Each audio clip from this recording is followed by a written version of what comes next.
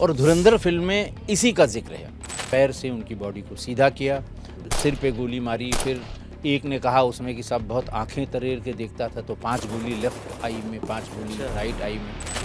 तो सुनील शेट्टी की एक फ़ोटोग्राफ ऐसी मिली जिसमें लग रहा था कि उसको अगर माउंट कर देंगे तो काम बन जाएगा हमारा।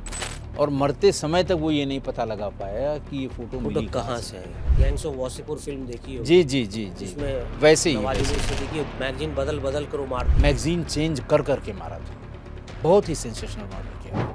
5 ही साल में इसने बिल्कुल उत्तर प्रदेश, बिहार इन सबको हिला दिया। उस समय एक हल्ला हुआ कि साहब कल्याण सिंह जी को मारने की सुपारी ले ली है इसने। कैसे वो बेचैनी की हालत में अपने कक्ष में टहल रहे थे, कैसे उन्होंने बताया कि भाई कुछ करो, हमारे मारने की सुपारी ली गई है। और सीधे सूरज भान के पास पहुंचा। उसने कहा साहब देखिए इसने तो हमको कहीं का नहीं छोड़ा, मेरी बहन के साथ ही उसने 2-2 मिनी बस लेके चलने लगे। बीच में अपनी गाड़ी रखते थे, एक मिनी बस में 35 आदमी, एक मिनी बस में 35 आदमी हथियारों से लैस। इतना डर गए तो एक दिन वो AK-47 अपने बैग में रख के और अमर मणि के सरकारी आवास में, he was minister at that time, chain खोली उसकी और AK-47 ऊपर निकाली। उनका देखो ये देख रहे हो, बस खाली वहाँ शाम को एक मैगजीन फायर करूँगा, 10-15 वहाँ गिर पड़ेंगे। तो उनको बताया उन्होंने कि साहब देखिए इस बच्ची के साथ कल उसने रेप किया है। महिलाओं ने बताया कि साहब उम्र को वो कभी नहीं देखता, शराब पी के निकलता है। और फिर तो एकदम से नया मैं भी यूनिवर्सिटी से ट्रेनिंग करके निकल के गया था, खून खोल गया।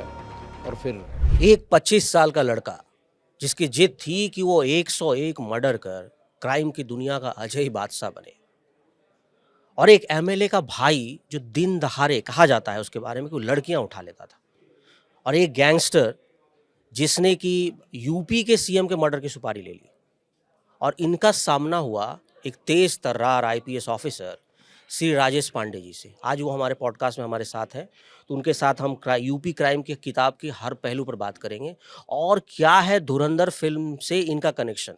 बहुत शानदार स्टोरी होने वाली है, पॉडकास्ट होने वाला है। ऑपरेशन बजूका के बारे में आपको बताएंगे। वर्चस्व इनकी जो किताब है बहुत शानदार, यूपी क्राइम पर राजनीति और अपराध की जो गठजोड़ है और सारी गतिविधियों पर उन्होंने खुल कर लिखा है। तो अपराध और खाकी की जो जंग है, इस पर पूरी कहानी, सारी चर्चा होगी आज के एपिसोड में। तो सर स्वागत है आपका हमारे आज के खास एपिसोड में। बहुत बहुत धन्यवाद आपका, बहुत धन्यवाद आपके दर्शकों का, श्रोताओं का, सबको धन्यवाद। तो सबसे पहले हम बात उसी से करते हैं सर। धुरंधर फिल्म सुपर हिट हो रही है जी, और उसमें एक सीन है जिसमें नकली नोटों की कहानी है जो यूपी से कनेक्टेड है और वो आपसे भी जुड़ी हुई है। क्या है वो कहानी सर, बताएंगे आप जरा विस्तार से? देखिए ये बात जहाँ तक मुझे ध्यान आ रहा है 2008 और 9 की है। ATS नई बनी थी, मैं ATS का फाउंडर मेंबर था। और उसमें FICN कहते हैं, इंडियन फेक करेंसी नोट्स, उनकी भरमार अचानक हो गई। फिर ये बताया गया कि साहब ये सॉफ्ट टेरर का एक मॉड्यूल है कि पाकिस्तान सीधे मुकाबला नहीं कर सकता हिंदुस्तान से, तो उसकी इकोनॉमी को कमज़ोर करने के लिए ये FICN, fake currency Indian notes, उसको भर के वो इंडियन मार्केट्स में डालने लगे। शिकायत आने लगी और फिर बड़े बड़े डिनोमिनेशंस के नोट, 1 लाख, 2 लाख, 5 लाख और 10 लाख ये पकड़े जाने लगे। तो जो ये पकड़े जाते थे ये 3rd स्टेज के थे, यानी पाकिस्तान से छप के वो वहाँ पर नेपाल आती थी, नेपाल से वो बॉर्डर के डिस्ट्रिक्ट्स में ISI उसको पहुँचाती थी, यहाँ से लोग जाते थे और 1:3 के रेशियो में, यानी 1 नोट आप असली दीजिए तो 3 नोट आपको नकली, यानी 100 रुपये दो तो 300 रुपये का 300 नकली रुपये नोट। नकली आपको मिल जाएंगे। 500 की नोट थी उसमें, 100 की नोट भी थी, 500 की बहुत ज़्यादा थी। और धुरंधर फिल्म में इसी का जिक्र है। उसमें जो एक कैरेक्टर है जो FICN का उसमें दिखाते हैं आपको, पूरे के पूरे गोदाम वो नकली नोटों से भरे हुए हैं, उनका सौदा होता है, वो यहाँ भेजे जाते हैं। किनानी नाम है, एक तो आर्म्स स्मगलर था, दूसरे FICN का स्मगलर था। जो भी उसका नाम है वो एग्जैक्ट वो सही आदमी है, वही FICN की पूरी डीलिंग करता था पाकिस्तान की फ़ौज के लिए। और पाकिस्तानी जनरल्स में वो डिवीज़न होता था कि ये आप देखेंगे, ये आप देखेंगे, ये आप देखेंगे।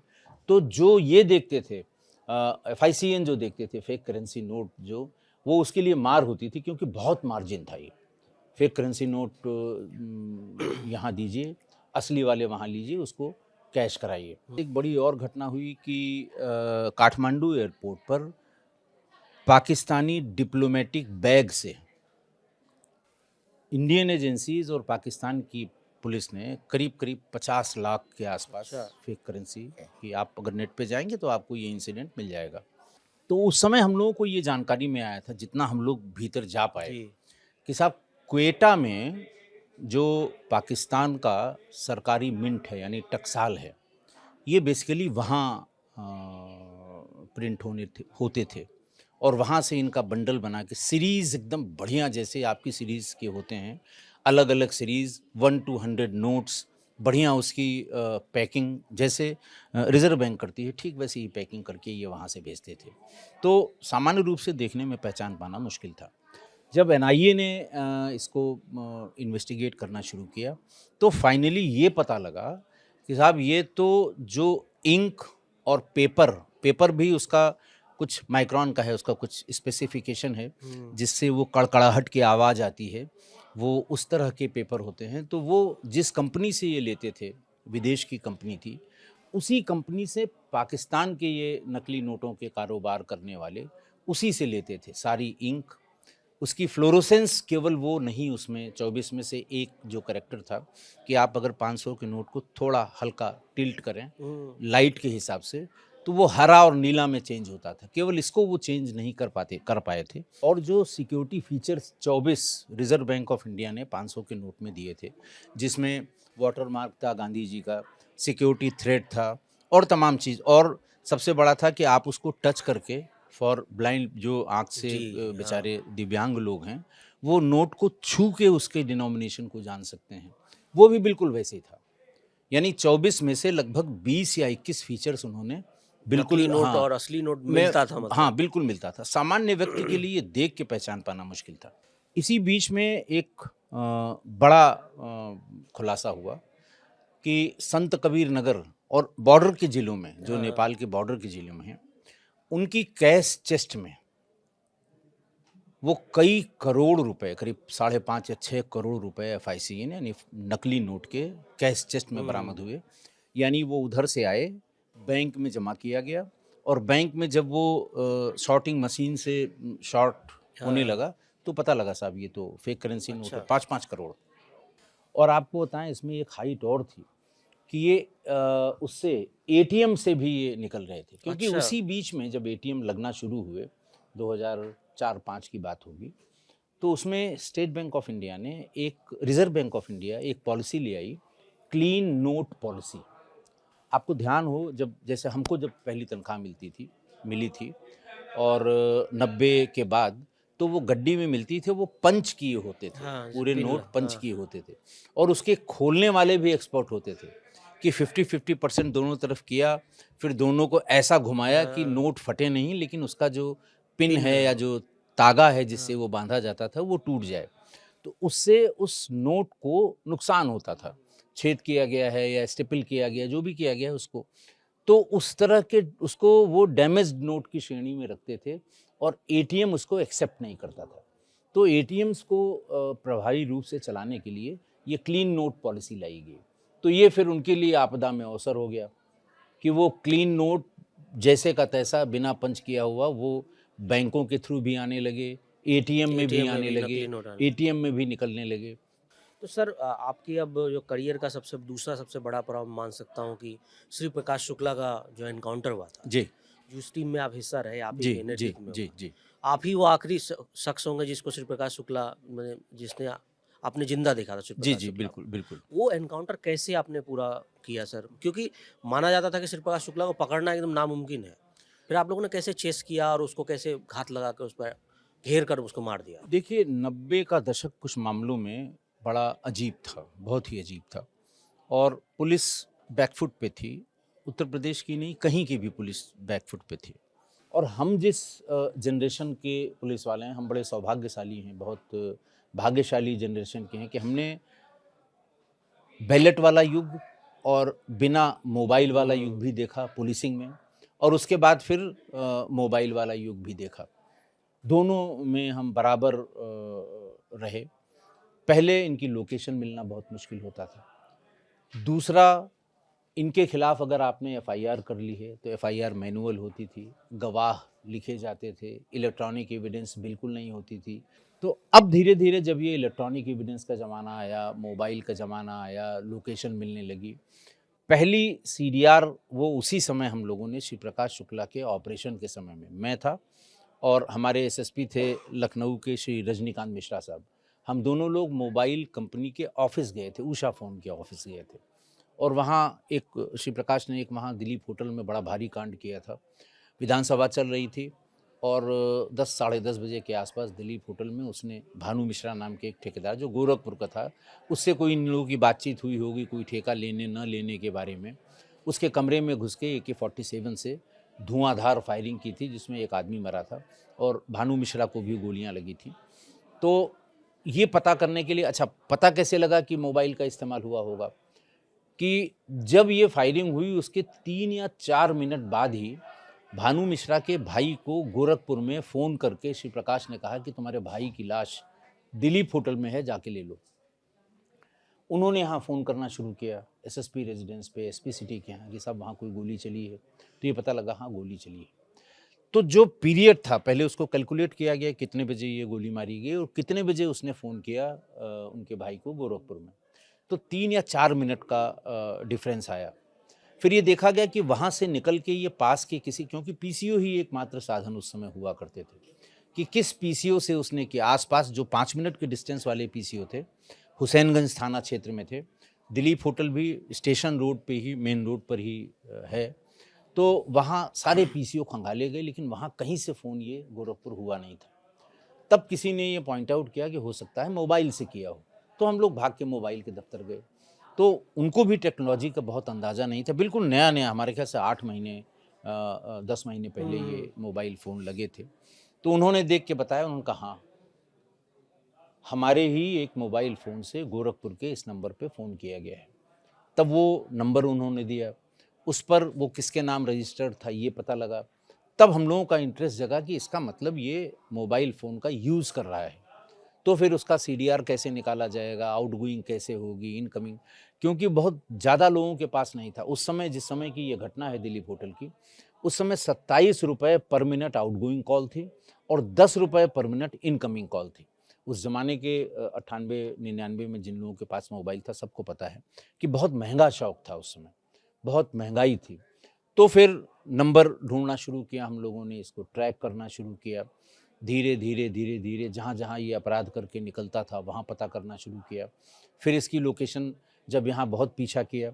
अच्छा, इसमें इम्पॉर्टेंट ये है कि हम लोगों के लिए, या यूँ कह लें कि उस समय एक हल्ला हुआ कि साहब कल्याण सिंह जी को मारने की सुपारी ले ली है इसने।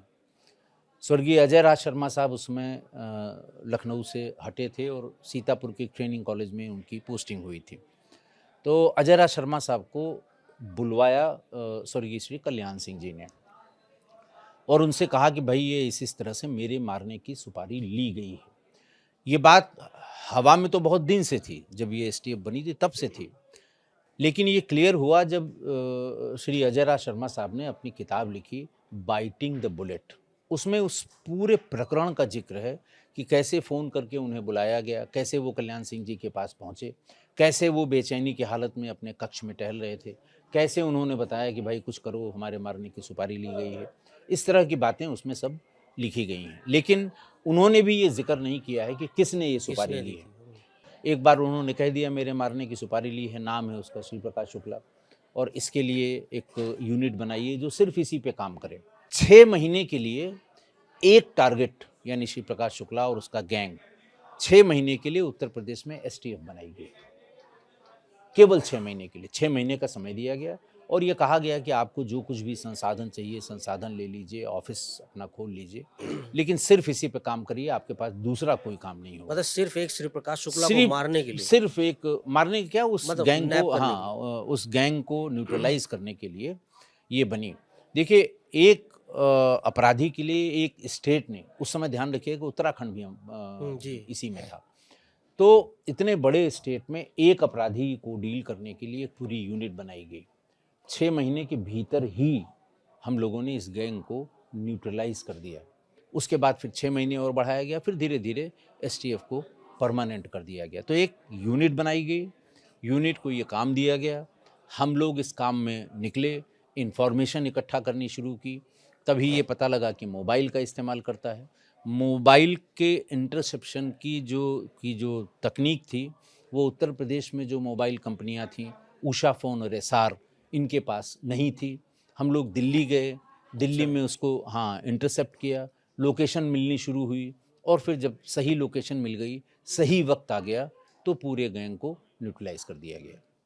तो उस दिन क्या हुआ था सर जी? उस जिस दिन दिन असल में इन इंसिडेंट। लोगों को उस दिन इन्हें जाना था रायपुर, झारखंड इन लोगों को जाना था। वहाँ पर किसी बड़े माफिया को मारने की इसने सुपारी ली थी। तो वो जो नंबर हम लोग सुनने लगे, दिल्ली में थोड़ा आसान था कि वो थोड़ा पहले हो गया था, और वहाँ इन्वेस्टिगेटिंग एजेंसीज़ को नंबर पैरेलल पे मिल रहे थे।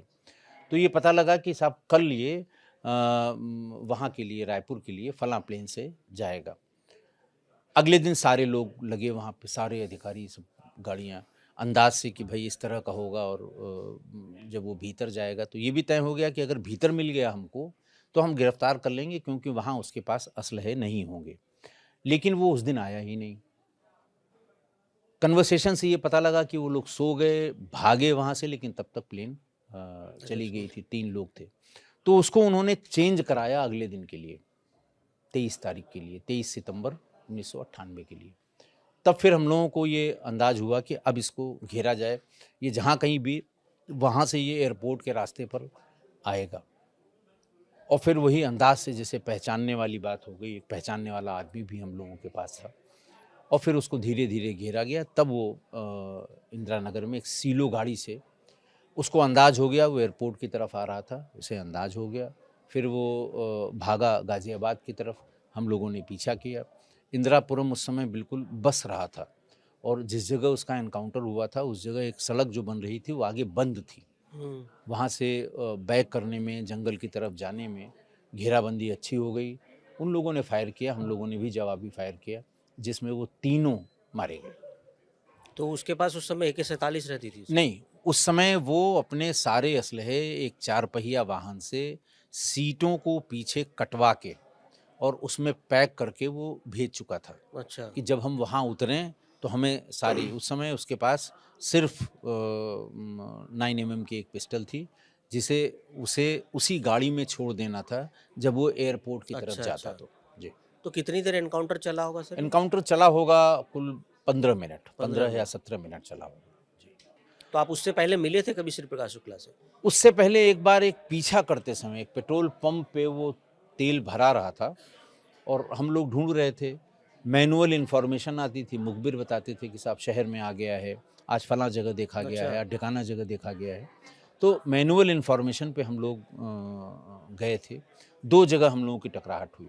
एक जगह टकराहट हुई हज़रतगंज में, जनपथ मार्केट में, जहाँ पर वो ये पता लगा कि वो जो क्रिकेट वाला बैग होता है उसमें AK-47 लेके जा रहा है। तो हम लोग बड़े बैग जहाँ कहीं मिलते थे वो चेक करते थे। इसी में एक बड़ा बैग चेक करते समय उसमें AK-47 मिली, और जो लिए हुए था उसने फायर करने की कोशिश की। फिर उसको वहीं पर न्यूट्रलाइज़ किया in full view of public. उस समय कम से अच्छा। कम 5000 आदमी जनपथ में, जनपथ जो है वो हार्ट है लखनऊ। हज़रतगंज का, और हज़रतगंज हार्ट है, दिल लखनऊ। है लखनऊ का। जी।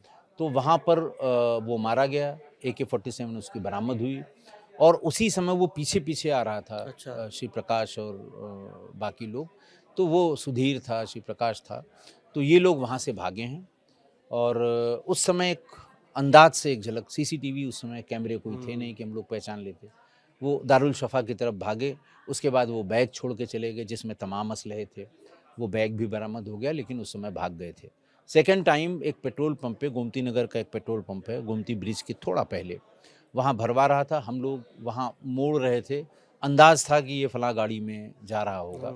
तब तक पहचानने वाले ने ये बताया कि साहब वो तेल भरा रहा है, और जैसे ही हम लोगों ने बैक करके उसको पीछा करने की कोशिश की, पानी बहुत कस के बरस रहा था। वो फिर गोमती नगर की तरफ ही भागा, हज़रतगंज की तरफ जाने के बजाय।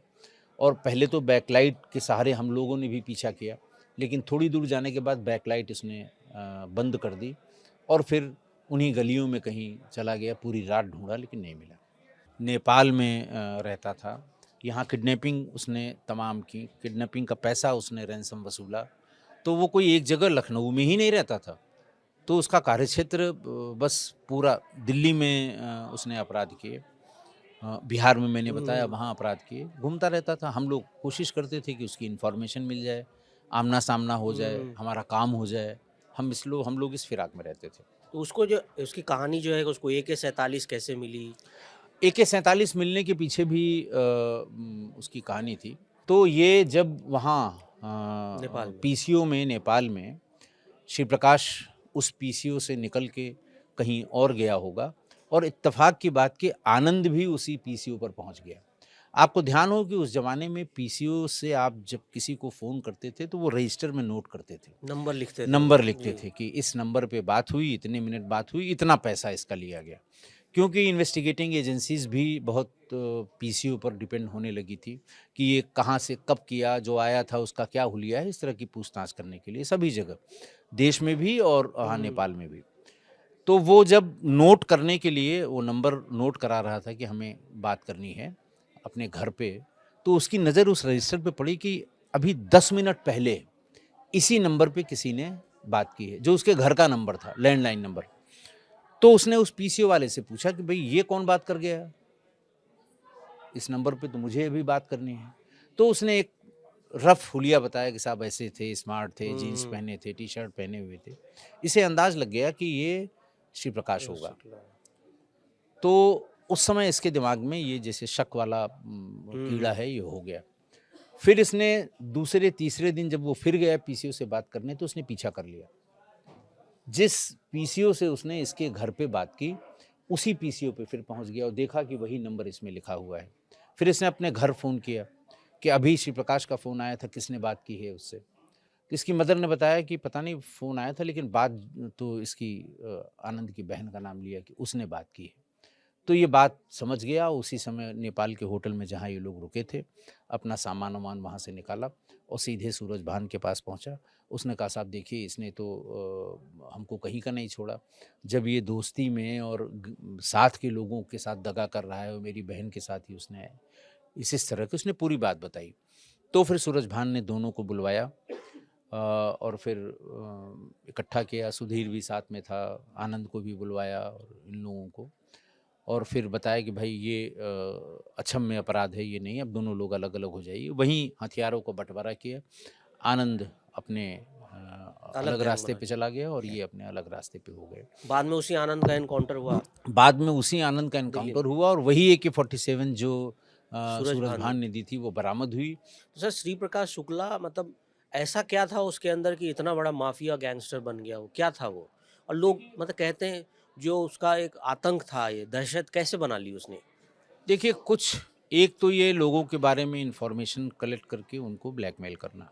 दूसरा, 3 से अधिक उसके कभी गैंग मेंबर्स नहीं रहे, सबको एक साथ रखना, इंफॉर्मेशन कहीं जाती नहीं थी। और 2 काम उसने जो किए उससे उसकी दहशत बन गई। एक तो वीरेंद्र शाही का मर्डर। वीरेंद्र शाही और हरिशंकर तिवारी, ये 2 लोग उत्तर प्रदेश में बिल्कुल जैसे कहते हैं ना कि सिनोनिम हो गए थे अपराध के। अच्छा। और इन दोनों के आपसी गैंगवार में या आपसी झगड़े में सैकड़ों लोग मारे गए और इतना ज़बरदस्त ध्रुवीकरण हुआ बिहार के उस हिस्से में, पूर्वी उत्तर प्रदेश से जो लगता है, और पूर्वी उत्तर प्रदेश में गोरखपुर से लेके बनारस तक, कि वो 2 हिस्सों में पूरा अपराध जगत बट गया। एक हरिशंकर तिवारी के साथ हुआ, एक वीरेंद्र शाही के साथ हुआ। तो जब वीरेंद्र शाही को मार दिया इसने, तो लोगों के दिमाग में ये बैठ गया कि जब ये वीरेंद्र शाही को मार सकता है तो किसी को मार सकता है। दूसरी बड़ी घटना की उसने पटना में, जो बृजबिहारी प्रसाद को मारा, वो सेकंड इन कमांड थे लालू के।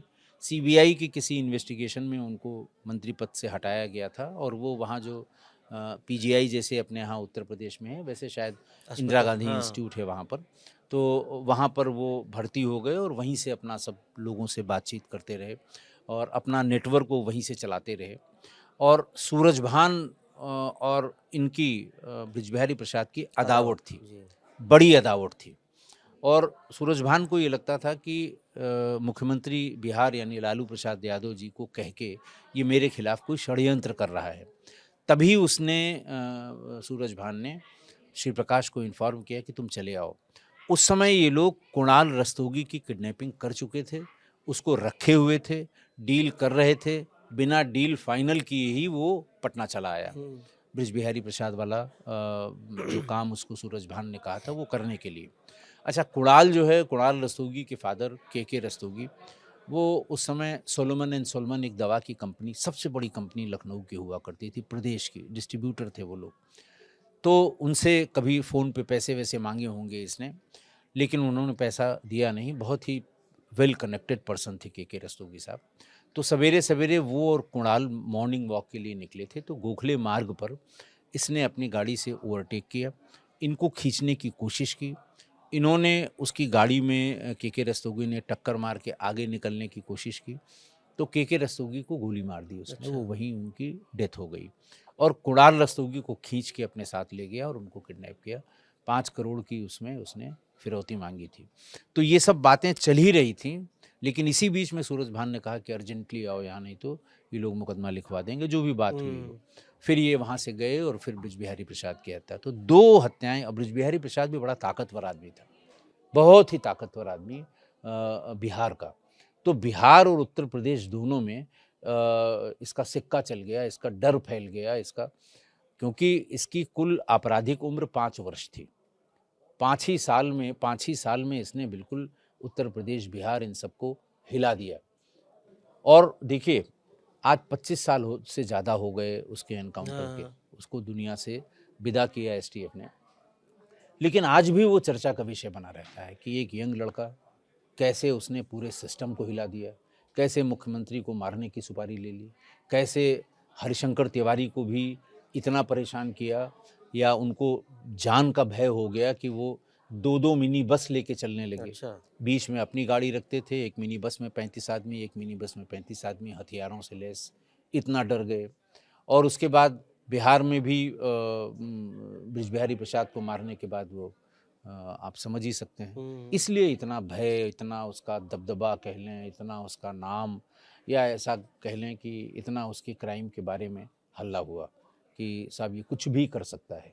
ये बातें थी। तो उसने तो पुलिस का भी मर्डर कर दिया था, दरोगा का भी। दरोगा का जो मर्डर किया था वो उसी की बात मैं बता रहा हूँ, जनपथ में जब हुआ था। जनपथ में आरके सिंह थोड़ा ऊंचाई पर खड़े हुए थे, सब लोग अलग अलग एंट्री और एग्जिट पे थे, 4 ही 5 लोग थे हम लोग। सूचना वही थी कि वो क्रिकेट के बैग में AK-47 लेके आता है, तो उसी समय चेक किया जा रहा था। और आरके सिंह ने ही सबसे पहले देख लिया था कि क्रिकेट के बैग वाला आदमी, उसके पीछे पीछे 2 आदमी और आ रहे हैं, उसे अंदाज भी शायद लग गया था। तो क्रिकेट के बैग वाले आदमी को हमने, सत्येंद्रवीर सिंह साहब ने, इन सब लोगों ने उसे वहाँ पर पकड़ लिया और AK-47 उसकी निकाल ली। लेकिन हम लोगों ने उन बाकी दोनों को ये नहीं देखा वो किधर गए। आरके सिंह ऊपर से देख रहे थे, तो उन्होंने उन दोनों का पीछा कर लिया। इसी बीच में पीछे की तरफ एक पार्किंग हुआ करती थी जिसमें तार लगे हुए थे, लोग मोटरसाइकिल लेके या गाड़ी लेके चले न जाएं, पतले पतले तार लगे हुए थे। आरके सिंह का पैर उसमें फंस गया, वो नीचे गिर गए। ये दोनों वहाँ से पीछे मुड़ के आए और उनकी जो सर्विस पिस्टल थी वो निकाली। अच्छा। और इनके कनपटी में 9 गोलियां मार दी। 9 गोली मार जी, तब ये घटना हुई थी। और फिर उसको बरामद किया हम लोगों ने, मोकामा में इसके होने की सूचना मिली, रेड की, और तब वो पिस्टल, जो सर्विस पिस्टल थे आरके सिंह की, वहाँ पे बरामद हुई। ये एम्बेसडर ईसुजू गाड़ी से चलता था, लाल बत्ती लगी हुई, वो बरामद हुई। और बहुत सी चीज़ें बरामद हुई थी मोकामा में, सूरजभान के घर से ये चीज़ें बरामद अच्छा। हुई थी। जी तो यानी पूरा इसका सारा कनेक्शन सूरजभान के साथ था। हाँ, पूरा। सूरजभान को अपना गुरु मानता था और दादा दादा कहता उन्हीं था के उनको। कहने पर सारा जी इसने जी मर्डर जी उड़े। जी। तो वीरेन शाही की फिर हत्या कैसे की इसने? वीरेन शाही की हत्या भी उन्हीं से रिलेटेड इसलिए थी कि गोरखपुर रेलवे का हेडक्वार्टर था और जिसका एरिया ये पटना और बिहार का तमाम था।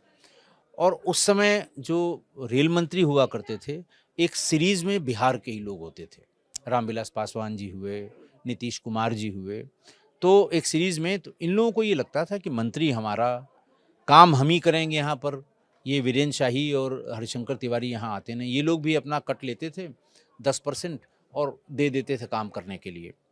तो सूरज भान ने सबसे पहले ये ट्राई किया कि ये ठेके हमको मिले, लेकिन ये दोनों ही लोग उसको वहाँ घुसने नहीं देते थे। हाँ, वीरेंद्र शाही और हरिशंकर वीरेंद्र तिवारी। शाही और हरिशंकर तिवारी। उसी में हरिशंकर तिवारी की मुलाकात श्री प्रकाश से हो गई, उनके लोगों की मुलाकात हुई और ये हुआ कि इन दोनों में जो सबसे ज़्यादा परेशान कर रहा है वो शाही परेशान कर रहा है, और जब तक शाही को नहीं मारेंगे ये ठेके हमको नहीं मिल सकते हैं, ऐसा सूरज भान ने बताया। और तब फिर इन लोगों ने शाही को मारा, और फिर उसके बाद मारने को तो वो हरिशंकर तिवारी को भी मारने के लिए घूम रहा था। 3 बार अटेम्प्ट किया उसको। हाँ, वीरेंद्र शाही का एक बार तो अटेम्प्ट किया था उसने, जब वो गाड़ी से चले थे, बीच में उतर गए कहीं पर और फिर आके वीआईपी गेस्ट हाउस में रुके, और वो जहाँ से वीआईपी गेस्ट हाउस का गेट दिखाई पड़ता है वहाँ ये पूरा दिन गाड़ी में बैठा रहा, लेकिन वो निकले नहीं। इसके पहले उसने जो अटेम्प्ट किया था वो उस समय सूरज भान भी उसके साथ था, और वो जो वहाँ का बड़ा चौराहा है, गोल मार्केट या गोल चौराहा कहते हैं उसको, गोरखपुर का, तो वो वहाँ पर इन लोगों ने पीछा करके ओवरटेक करके AK-47 चलाई थी इसके ऊपर, लेकिन उसमें वीरेंद्र शाही जी बच गए, इसलिए क्योंकि सिर का हिस्सा उन्होंने सीट के नीचे कर अच्छा, लिया अच्छा। और पैर का हिस्सा ऊपर कर लिया, तो उनका गनर मारा गया था, गोली उनको भी लगी थी लेकिन वो बच गए थे। और तीसरी बार में उसने यहाँ इंदिरा नगर में एक स्प्रिंग डेल स्कूल हुआ करता है, 31 मार्च 97 की बात है, 97 या 98 की शायद बात है, उस दिन रिजल्ट डे था, और वीरेंद्र शाही की एक महिला मित्र थी, उसी स्प्रिंग डेल स्कूल वाली ही लाइन में आगे कहीं रहती थी, तो उसको ये इन्फॉर्मेशन थी कि अपने महिला मित्र से मिलने आएंगे, तो वो महिला मित्र से मिलने गए, और महिला मित्र उसके एक छोटे बच्चे को, हमारे ख्याल से 4 साल का बच्चा रहा होगा, उसको लेके ये पैदल ही उसके घर से निकले, और उसको एक मकान उन्हें खरीद के देना था। वो स्प्रिंग डेल के दूसरी तरफ ही था और सीधी सड़क पे ही था आगे, उसको दिखाने के लिए ले जा रहे अच्छा। थे। हालांकि अपनी गाड़ी या गनर कभी भी वो अपने महिला मित्र के यहाँ तक नहीं ले गए थे, वहाँ से 1 किलोमीटर पहले गाड़ी खड़ी कर देते थे और गलियों में से, रास्तों में से घूम के महिला मित्र के यहाँ आते थे। लेकिन इसने भी अपनी तगड़ा नेटवर्क रखा था कि ये वहीं कहीं रहती है जिससे मिलने जाएंगे। जब ये गाड़ी वहाँ 1 किलोमीटर पहले खड़ी हुई तो इसको सूचना लग गई, सूचना इसे मिल गई कि आज रात ये वहीं रुकेगा और सवेरे निकलेगा। तो उसे ये नहीं पता था कि वो मकान देखने के लिए, उसको ये था कि ये पैदल निकल के जाएगा, गाड़ी तक पहुँचेगा। और जैसे ही वो महिला मित्र और बच्चे को लेके आगे गई, ये तीनों वेट करते रहे, और जैसे ही वो आगे बढ़े, सिर पे गोली मारी तो वो गिर पड़े। फिर उसके बाद पैर से उनकी बॉडी को सीधा किया, फिर उसके सिर पे गोली मारी। फिर एक ने कहा उसमें कि साहब बहुत आंखें तरेर के देखता था, तो 5 गोली लेफ्ट आई में, 5 गोली अच्छा। राइट आई में। फिर उसके बाद उन्होंने कहा साला बच जाता है हर बार ये, तो हार्ट इसका किस तरफ है, तो कंफ्यूज थे कि वो बाईं तरफ होता है कि दाहिनी तरफ होता है। तो 5-5 गोलियां बाईं तरफ और दोनों तरफ मारी, और ये दिन में 11:30 बजे हुए। और इस पूरी प्रोसेस को, इस पूरे तांडव को कम से कम 300 लोग देख रहे थे। इस तरह बीच सड़क पे मारा था, पलट पलट के मारा था, मैगजीन चेंज कर कर के मारा था। बहुत ही सेंसेशनल मर्डर किया था। तो मतलब इसी तरह के मर्डर करने का तरीका था जिससे पूरा खौफ और दहशत पैदा हो। बस जहाँ एक गोली से काम हो सकता है, पता लग जाए आपको कि एक गोली सिर पे पड़ गई है तो ये मान लेते हैं आदमी खत्म, वहाँ पे 150 गोलियां चलाना, 100 गोलियां चलाना। बिल्कुल, जैसे आप, अगर आपने शायद गैंग्स ऑफ वासेपुर फिल्म देखी होगी, जी जी जी जी, जिसमें वैसे ही नवाजुद्दीन सिद्दीकी मैगजीन बदल बदल कर वो मारता है, उसको मारता है। इतनी दुश्मनी, इतनी नफरत हाँ, होती है। इतनी नफरत।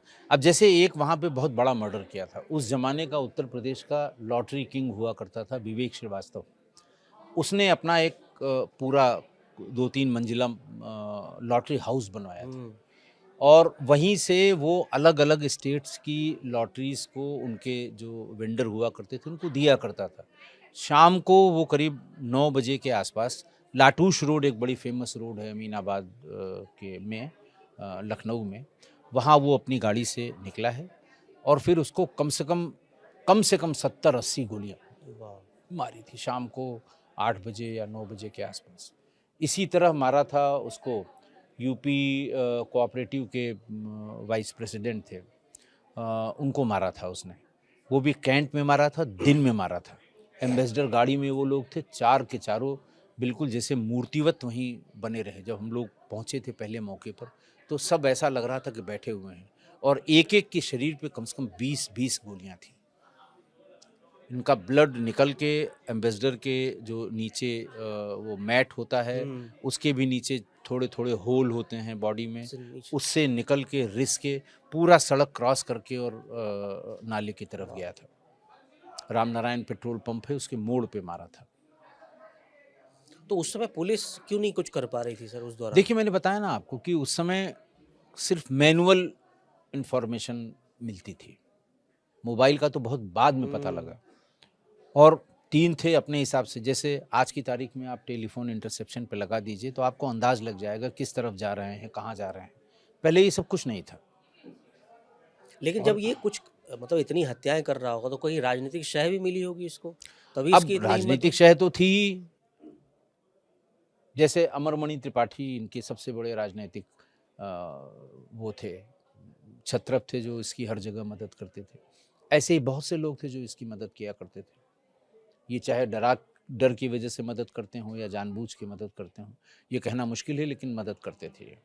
तो अमरमणि त्रिपाठी से इसके क्या रिश्ते थे श्री प्रकाश शुक्ला के, जो उनको इतनी शह दे रहा था वो? देखिए, अमरमणि गोरखपुर के रहने वाले हैं, ये भी गोरखपुर का रहने वाला है। अमरमणि हरिशंकर तिवारी का जो लिस्टेड गैंग है उसके मेंबर हैं। रजिस्टर्ड गैंग जो हरिशंकर तिवारी का था, उसमें अमरमणि भी थे। उस समय जब पुलिस ने पूरा दबाव बनाया कि 2 चीज़ों के लिए दबाव, कहाँ है ये, क्या लोकेशन है, कौन-कौन इसके साथी हैं, और तीसरा इसकी फ़ोटोग्राफ कहाँ है। फोटो भी फ़ोटोग्राफ नहीं थी नहीं थी, किसी के पास? किसी के पास फ़ोटो भी नहीं थी। तो स्केच बनवाया होगा ना आप लोग? नहीं, स्केच नहीं बनवाया, इसकी फ़ोटो फिर मिली, और फिर इसने ये कह रखा था जो फ़ोटो मेरी किसी को पुलिस को देगा मैं उसको मार दूँगा। मारा भी अच्छा। उसने। गोरखपुर में एक फ़ोटोग्राफ़र को इस शक में मार दिया कि पुलिस इसके पास आई थी, वो किसी तिलक के प्रोग्राम में गया था, और उस ज़माने में वो कंधे पे रखने वाले वो बड़े-बड़े कैमरे होते थे। हाँ। वीडियो के जी, जी, शादी-वादी में हाँ। वही लोग जाते थे। तो वो किसी तिलक में गया था, ये बात उसको पता थी, और उसे ये लगा कि पुलिस वाले उसके यहाँ बहुत दौड़ रहे हैं, कहीं ऐसा ना हो कि उससे वीडियो से वो स्टिल फ़ोटोग्राफ निकाल के उसने दे दिया हो, और किसी ने बता दिया कि साहब पुलिस को फ़ोटो मिल गई है। तो उस शक में उसने शाम को उसकी दुकान से खींच के सड़क पे मार दिया था।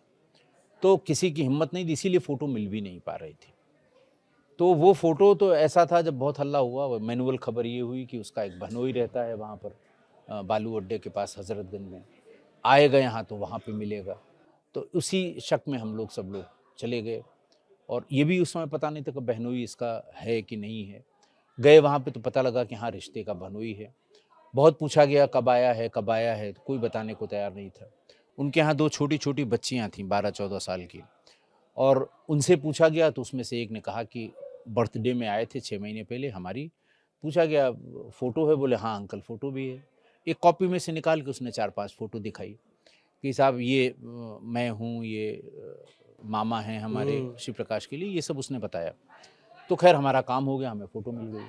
लेकिन इसी बीच में उस बच्ची के माँ-बाप यानी बहनोई शिव प्रकाश के, उन्होंने आके वो रोना शुरू किया कि साहब ये जैसे ही छपेगी पता लग जाएगा कहाँ की है, और 2-4 दिन के भीतर हम लोगों को मार डालेगा।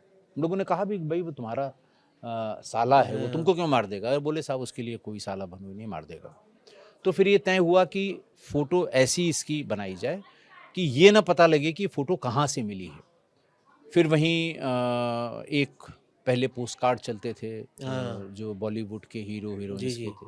तो सुनील शेट्टी की एक फ़ोटोग्राफ ऐसी मिली जिसमें लग रहा था कि उसको अगर माउंट कर देंगे तो काम बन जाएगा हाँ, हमारा। हाँ। तो वो उसका सिर निकाल के इसके सिर को लगा के, और वहाँ एक कलर्ड फ़ोटोकॉपियर थी, बंटी भाई हमारे, तो उनसे कह के वो 100 कॉपियाँ उसकी बनवा ली, और मरते समय तक वो ये नहीं पता लगा पाया कि ये फ़ोटो फोटो मिली कहाँ कहाँ से। से आई? क्योंकि वो पूछता था कैसी फ़ोटो है, तो ये हुआ कि साहब वो तो डेनिम की। बोले हमने ज़िंदगी में कभी डेनिम की शर्ट और पहनी वो नहीं। फोटो थी सुनील शेट्टी की। वो सुनील शेट्टी की फ़ोटो थी, और उसमें उसके सिर को इसलिए लगाया गया था तो उसको ये ना पता लगे फ़ोटो कहाँ से मिली है। तो फिर वो पहली फ़ोटो आई, पूरे देश में छपी, आज भी वही चल रही है फ़ोटो। ये तो उस फ़ोटो का किस्सा था। तो वो अमर मनी वाली आप बता रहे थे कि अमर मनी को भी हाँ, इस तरीके से अमर मनी का ये था, किसी को कुछ बहुत पता नहीं था उसके बारे में। तो जब पुलिस ने बहुत दबाव बनाया, इसके भाई को कैंट थाने में ले आई, इसके कुछ और रिश्तेदारों को कैंट थाने पे ले आई, तो उसने अमर मनी से कहा कि भाई इन लोगों का ट्रांसफ़र कराइए यहाँ से, एसएसपी का, सीईओ का, इंस्पेक्टर कैंट का, इनका सबका ट्रांसफ़र कराइए। तो अमर मनी ने भी कहा हाँ, हाँ, बिल्कुल करा लेंगे, हम ऐसा करेंगे, वैसा करेंगे। इस बात के करीब 2 महीने बीत गए, किसी का ट्रांसफ़र नहीं हुआ, बल्कि उन लोगों ने और लोगों को उठा के पूछताछ शुरू की। तो एक दिन वो AK-47 अपने बैग में रख के और अमर मनी के सरकारी आवास में, he was minister at that time, सरकारी आवास पे वो पहुंच गया। सब लोग बैठे हुए थे, गार्ड ने रोकने की कोशिश की, धड़ाक से भीतर घुस गया, सब खड़े हो गए क्योंकि अमर मनी पहचानते थे। उसने सेंट्रल टेबल पे वो AK-47 रखी और कहा कि भाई मैं 3 महीने से 2 महीने से कह रहा हूँ और तुम कर नहीं रहे हो, मेरे लिए बाएं हाथ का खेल है। चेन खोली उसकी और AK-47 ऊपर निकाली। उनका देखो ये देख रहे हो, बस खाली वहाँ शाम को एक मैगजीन फायर करूँगा, 10-15 वहाँ गिर पड़ेंगे, ये एसएसपी और डीएम ये सब 1 मिनट में ट्रांसफ़र हो जाएंगे। अब वो उस AK-47 को देखते ही, कॉमन नहीं थी उस समय, सब लोग घबरा गए, कोई इधर भागा, कोई उधर भागा।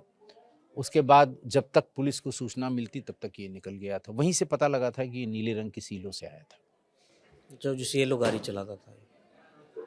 सर एक स्टोरी और है आपके जीवन की, जो पहली पोस्टिंग आपकी हुई थी जी, सोनभद्र में हुई थी। जी। उस समय आपकी एज बहुत कम होगी, हाँ, बहुत कम थी। हम जवान हमारे एकदम ख्याल तेज से तर्रार बिल्कुल होंगे। हाँ, 26-27 साल उम्र रही होगी। पहली पोस्टिंग वहाँ हाँ। हुई थी और वहाँ एक किस्सा यूँ हुआ कि वहाँ कुछ औरतें और बच्चे, वहाँ कन्वर्टेड क्रिश्चियंस बहुत हैं।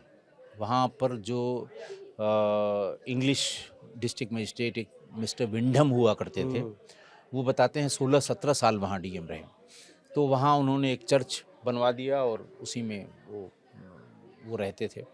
तो वहाँ से तमाम औरतें, बुज़ुर्ग और लड़कियाँ वो सब एक दिन मेरे घर पे आईं, वहाँ सरकारी आवास पे। दुद्धि सर्किल में मेरी पहली पोस्टिंग हुई थी। वहाँ कोई रहता नहीं था, मैं था, मेरे बगल में एक मिश्रा जी जुडिशियल मजिस्ट्रेट थे, इसके अलावा कोई नहीं रहता था वहाँ। तो खैर वो सब आईं और मैं था नहीं, किसी काम में दूर चला गया था। मेरी पत्नी थी, नई-नई शादी हुई थी, बच्चे भी नहीं हुए थे हम लोग। पेरेंट्स हमारे साथ रहते थे लेकिन इलाहाबाद के हम लोग रहने वाले हैं, वो किसी काम से इलाहाबाद चले गए थे। श्रीमती जी अकेली थी। पुलिस वालों ने जो बंगले पे रहते हैं टेलीफोन वाले और वो जो गनर, उन्होंने कहा कि मैम साहब कुछ औरतें आई हैं, आप ही बात कर लीजिए, साहब को आने में 1 घंटा लगेगा। तो वो वाइफ़ हमारी आई बाहर और हम लोगों की 6 महीने की शादी हुई रही होगी बस, इससे अधिक की नहीं थी। तो उनको बताया उन्होंने कि साहब देखिए इस बच्ची के साथ कल उसने रेप किया है एंड वो बच्ची 12-12 साल की रही होगी और खून से तरबतर थी वो। महिलाओं ने बताया कि साहब उम्र को वो कभी नहीं देखता, शराब पी के निकलता है और फिर इस तरह कर देता है। तो एकदम से नया-नया मैं भी यूनिवर्सिटी से ट्रेनिंग करके निकल के गया था, खून खौल गया और फिर इलेक्शन होने वाले थे, जिस दिन मतदान था उसके 4 या 5 दिन पहले, 5-6 दिन पहले पता लगा कि साहब ये लूट कर रहा है और फिर उसके बाद फोर्स लेके हम लोगों ने पीछा किया, मिल गया, मारा गया। पता लगा ये वही है देवकिशन गौड़, जिसका भाई वहाँ का सिटिंग विधायक है विजय सिंह गौड़। लेकिन अब हो गया। पब्लिक फिर सड़कों पे उतर आई कि बहुत अच्छा किया पुलिस ने और पूरी दुद्धि की पब्लिक सड़कों पर आ गई। पुलिस की जिंदाबाद कि साहब हम लोगों को एक कष्ट से मुक्ति मिली है। अब इतना पुलिस पब्लिक साथ में थी। इलेक्शन 6-7 दिन बाद था, तो उन्होंने विधायक जी ने भी इसके बारे में कोई कहीं पर कोई एप्लीकेशन या कुछ वो नहीं अच्छा, दिया। विधायक ने भी नहीं दिया अपने नहीं, भाई के नहीं, लिए। नहीं दिया। तो आपको वो आपका पहला एनकाउंटर होगा? पहला एनकाउंटर था। वैसे 6 महीने की कुल सर्विस थी हम्म। हमारी, 6-8 महीने की, इससे कम नहीं, इससे ज़्यादा नहीं थी। तो सर ये जानना चाह रहा हूँ, क्या ये एनकाउंटर करना, पुलिस नैप देकर जो पकड़ती है, इसका असर पड़ता है अपराधियों पर, या बस एक अपराधी मरा, दूसरा आया, तीसरा आया, चौथा, इस तरह कहानी चलती रहती है? देखिए, अगर इसका असर आपको एसेस करना हो तो जो हमारे माननीय मुख्यमंत्री जी हैं योगी आदित्यनाथ जी, ज़ीरो टॉलरेंस की जी बात जी। हुई है और पिछले इतने सालों में और इतने अपराधी मारे गए, तो उसका असर तो दिखाई पड़ता है। मेरे कहने से या उससे नहीं, उसका असर तो ग्राउंड पे दिखाई पड़ता है। तो आपको लगता है कि जो वो एक दौर था 2017 से पहले का, जी, और जो ये दौर आपने देखा होगा, जी। बहुत अंतर आया है कि? बहुत अंतर आया है साहब, बहुत अंतर आया है। अब हमारे इलेक्ट्रॉनिक एविडेंस इतने हो जाते हैं, लोकेशन मिल जाती है। अब हमें जो फॉरेंसिक टूल्स मिले हैं वो बड़े इम्पोर्टेंट हैं। डीएनए की मैपिंग हो जाती है, सबकी लोकेशन मिल जाती है। सीसीटीवी फुटेज, 70% बिल्कुल। केसेस आपके जो पिछले 2-3 सालों में सॉल्व हुए हैं, बिल्कुल ब्लाइंड, वो सीसीटीवी फुटेज से सॉल्व हुए हैं। और एक ज़माना था कि हम लोगों के पूरे लखनऊ जैसे शहर में जो व्यापारी अपने कैश काउंटर पे सीसीटीवी कैमरा लगवाए हों तो लगवाए हों, एक भी सीसीटीवी कैमरा 98 में पब्लिक प्लेस पे नहीं लगा था। तो बहुत अंतर आया है, बहुत बहुत ज़्यादा अंतर आया है। दूसरे देखिए, ये सब होता है पॉलिटिकल विल पे। अगर पॉलिटिकल विल है किसी की, जब जब जिसने जिसने पॉलिटिकल विल दिखाई है अपराध के प्रति, वो सक्सेसफुल हुआ है। और आपकी जो किताब के बारे में हम बात करना चाह रहे थे, जो वर्चस्व किताब आपने जो लिखी है, इसके बारे में ज़रा बताएँगे? इसमें आपने जो हम अपनी जितनी डिस्कस किया हमने, काफ़ी सारी चीज़ें वर्चस्व में हैं। जी, जी, बिल्कुल हैं, लेकिन बिल्कुल इसके हैं। अलावा कुछ ऐसी चीज़ें हों जो पढ़ने के लायक हों और हम चाहें कि देखिए, ये जो है ये 90 के पूरे दशक में कैसे अपराधियों का राजनीतिकरण हुआ और राजनीति का अपराधीकरण हुआ। ये पूरा किस्सा है सेंट्रल स्टेज पर श्री प्रकाश शुक्ला ही कैसे उसने अपना, उसके दिमाग में क्या चल रहा था कि मैं खुद इलेक्शन लड़ूंगा, इंडिपेंडेंट, अनअपोज्ड विधानसभा में पहुंचूंगा। कैसे हमारे लोग जी, 10, जी। 15, 20 सीटों में, उसका ये कहना था कि 10 भी विधायक अगर हो गए तो हमारे सांसद भी मिल जाएंगे हमको, और हमारा फिर हम सरकारों में भागीदार होंगे, हम जो चाहेंगे वो करेंगे। इतना किसी का दिमाग खराब हो जाए तो वो किन किन जी, जी। परिस्थितियों से ऐसा हुआ, वो पूरा डिटेल इसमें दिया हुआ है। अभी तो इसको राजभाषा गौरव पुरस्कार भी मिला है। अच्छा, बहुत बढ़िया। सितंबर जी, में जी। हिंदी दिवस के दिन 14 सितंबर को माननीय गृह मंत्री श्री अमित शाह साहब ने गांधीनगर में हिंदी दिवस का एक प्रोग्राम किया था। उसमें इस किताब को पुरस्कृत किया उन्होंने, प्रथम पुरस्कार मिला इसका। उन्होंने स्वयं इसका सर्टिफिकेट और वो दिया। तो उससे लगता है कि लोग इसे पढ़ रहे हैं, लोग इसे जी, बिल्कुल। समझ रहे हैं, और लोग उस ज़माने में आज से 30 साल पहले क्राइम की क्या सिचुएशन थी, पॉलिटिकली आप उसको कैसे देखते थे, ये इन सब चीज़ों का ज़िक्र है। तो इस किताब में अगर आप पढ़ेंगे वर्चस्व में, तो वो सारी बातें भी दिखेंगी जो हम नहीं कर पाए। जैसे लालजी टंडन को भी श्री प्रकाश शुक्ला ने धमकी दी थी। हाँ, उस समय के डीजीपी को धमकी दी, वो घर से बाहर नहीं हुँ। निकल पाए। उस समय के बहुत ही लखनऊ के बड़े प्रसिद्ध राजनेता हुए हैं लालजी टंडन जी, और बड़े प्रिय थे स्वर्गीय श्री अटल बिहारी हुँ, हुँ। वाजपेयी जी के। वो भी 4-4, 5-5 महीने अस्पताल में रहे। उस समय के मुख्य निर्वाचन अधिकारी थे नूर मोहम्मद साहब, उनको धमका दिया। वो चले गए लखनऊ से दिल्ली, फिर लौटे ही नहीं। इस तरह के बहुत ढेर सारी बातें मैंने इसमें जी, बिल्कुल, ये लिखी हैं। बिल्कुल क्राइम और राजनीति का जो पूरा सिंडिकेट और घालमेल है, जी। उसको बहुत थ्रिलर की तरह आपको ये जी, किताब जी, मिलेगी। जी। तो सर, बहुत अच्छा लगा आपके साथ बात करके, बहुत-बहुत इनसाइट आपने धन्यवाद, जो बहुत चीज़ें बताई। धन्यवाद सचिन जाते-जाते जी। सर, एक छोटी-सी बात आपसे जी, जानना बताएँ। चाहूँगा। जी, आपका इतना लंबा करियर रहा, अनुभव रहा है, जो जी। नए आईपीएस ऑफिसर्स हैं, उनके बारे में आप क्या कहना चाहेंगे? देखिए, नए सभी ऑफ़िसर्स के बारे में कहूँगा मैं, देखिए मेहनत का कोई शॉर्टकट नहीं है। थोड़ी मेहनत करिए, और दूसरी बात ये है कि पब्लिक से कनेक्ट बना के रखिए। जिस दिन आप पब्लिक से अलग हुए, अपने कमरे तक सीमित हुए, वो फिर आपके लिए काम करना मुश्किल हो जाएगा। आप पब्लिक से जितना ज़्यादा कनेक्ट बनाएँगे, उनकी समस्या को सुनेंगे, उनकी समस्या का निराकरण कैसे होगा ये देखेंगे। अपराध पे काम करिए, आपका जो भी जिस भी हुँ, अपराध में आपका इंटरेस्ट है। कुछ लोगों का बहुत इंटरेस्ट है साइबर क्राइम में, हाँ। बहुत नया सब्जेक्ट है, बहुत नया चैलेंज है, उस पे काम करिए। तो ये है, पब्लिक का कनेक्ट बनाइए, और ये देखिए कि इस समय आपको कहाँ पर कौन से वीक लिंक्स हैं हमारी हुँ, हुँ। कार्यप्रणाली में, जहाँ पर हैमर करने की ज़रूरत है। तो दिमाग लगाइए, और पब्लिक से कनेक्ट आप रखेंगे, you will be most successful officer.